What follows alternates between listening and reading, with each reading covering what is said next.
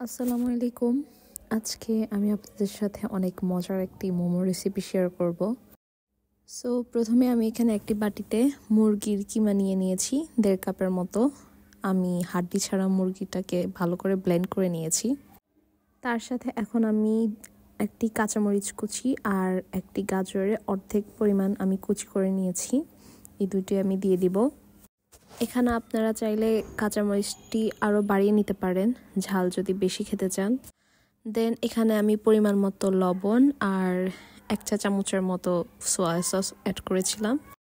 এখন এখানে আমি 1.5 চা চামচের মতো সয়াবিন তেল গরম করে নিয়েছিলাম খুব ভালো করে, সেটি অ্যাড করে দিয়েছি। আর এটি এখন খুব ভালো করে মিক্সড আপ করে নিতে হবে। ভাই 150 টাকা দিয়ে 5টা মোমো বাইরে খাওয়ার কি দরকার, যদি এত সহজ একটা রেসিপি ফলো করে বাসায় বানিয়ে ফেলতে পারেন। যাই হোক, দেন আমি এখানে আরেকটি বল নিয়ে নিয়েছিলাম।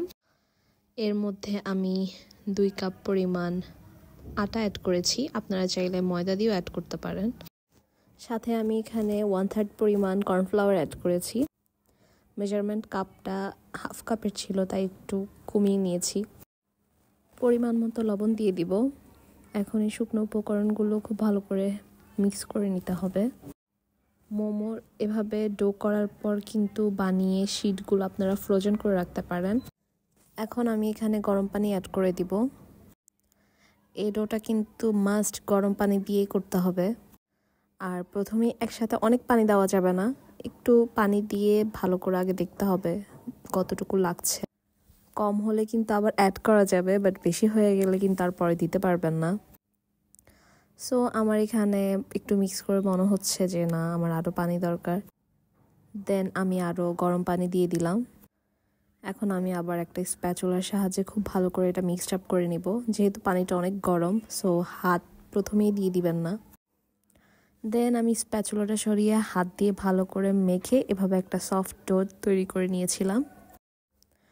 আর এখন ডোটা আমি 5 মিনিট রেস্টে রাখার পর এখন আবার খুব ভালো করে 1-2 মিনিট মথে নিব।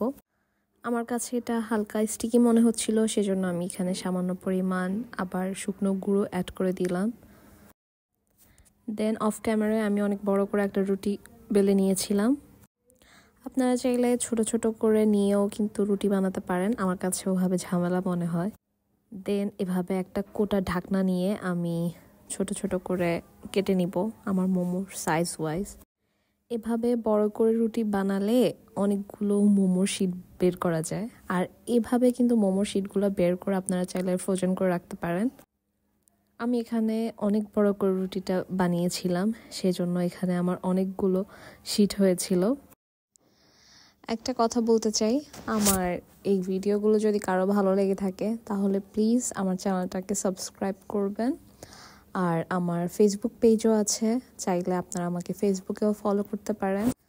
আর আমার যদি কোনো ভুল ত্রুটি হয়ে থাকে তাহলে প্লিজ আমাকে কমেন্টের মাধ্যমে জানিয়ে দিবেন এবং তা ক্ষমা সুন্দর দৃষ্টিতে দেখবেন।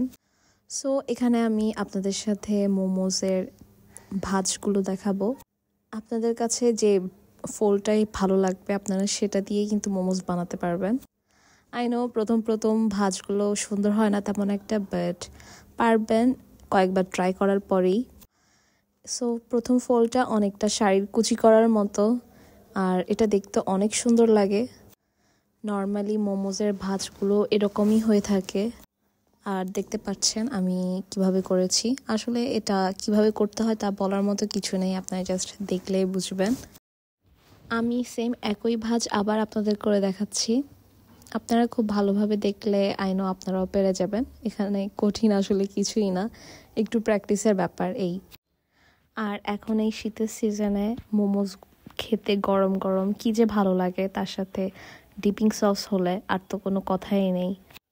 আর মোমোস আই থিঙ্ক বাসার ছোট থেকে বড় সবাই খুব বেশি পছন্দ করে। সো এখন আমি সেকেন্ড ফোল্ডটা করে দেখাবো। এই ফোল্ডটাও প্রথমে কুচি করে নিতে হয় চারপাশ থেকে ঘুরিয়ে ঘুরিয়ে। আর এই ফোল্ডগুলো করার জন্য কোনো পরিমাণ পানি বা তেলের কোনো প্রয়োজন নেই। সো দেখতে পাচ্ছেন আমার সেকেন্ড ডিজাইন করাও কিন্তু হয়ে গিয়েছে। এই ফোল্ডটা করেও কিন্তু রেস্টুরেন্টে সার্ভ করা হয় মোমো বানিয়ে। আর এখন থার্ড যে ফোল্ডটা আপনাদেরকে দেখাচ্ছি, এটা খুব বেসিক। আই থিঙ্ক এটা বেবিজরাও চাইলে পারবে, খুব ইজি।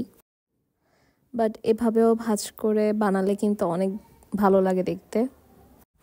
আর এখানে আমি মাত্র 1.5 কাপ চিকেন নিয়ে কিন্তু অনেকগুলো মোমোস বানিয়ে নিতে পেরেছিলাম। সবগুলো কিন্তু এক বসাতে খাওয়াও হয় না। আপনারা কিন্তু এভাবেও চাইলে ফ্রোজেন করে রাখতে পারেন। আর এগুলো কিন্তু যে আপনারা জাস্ট স্টিম করে খেতে পারবেন তা না, আপনারা চাইলে কিন্তু তেলে ভেজেও খেতে পারবেন। দেন এখন আমি একটা মোমোস প্যানে প্রথমেই পানি গরম করে নিয়েছিলাম খুব ভালো করে। যে প্লেটটাতে আমি মোমোসগুলো দিচ্ছি সেই প্লেটটা কিন্তু আমি প্রথমে খুব ভালো করে তেল দিয়ে ব্রাশ করে নিয়েছিলাম, অফ ক্যামেরায় দেখাতে ভুলে গিয়েছিলাম। এই যে দেখতে পাচ্ছেন এখানে আমার মোমোসগুলো দেখতে খুবই ভালো লাগছে। দেন আমি ঢাকনা দিয়ে ঢেকে দিয়েছিলাম 15 থেকে 20 মিনিটের জন্য।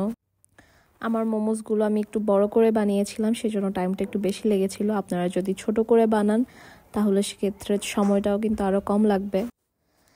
দেন আমি এখন একটা ডিশে মোমোসগুলো সার্ভ করে নিচ্ছি। আই থিঙ্ক আজকের রেসিপিটা আপনাদের কাছে খুব ভালো লেগেছে। আল্লাহ হাফেজ।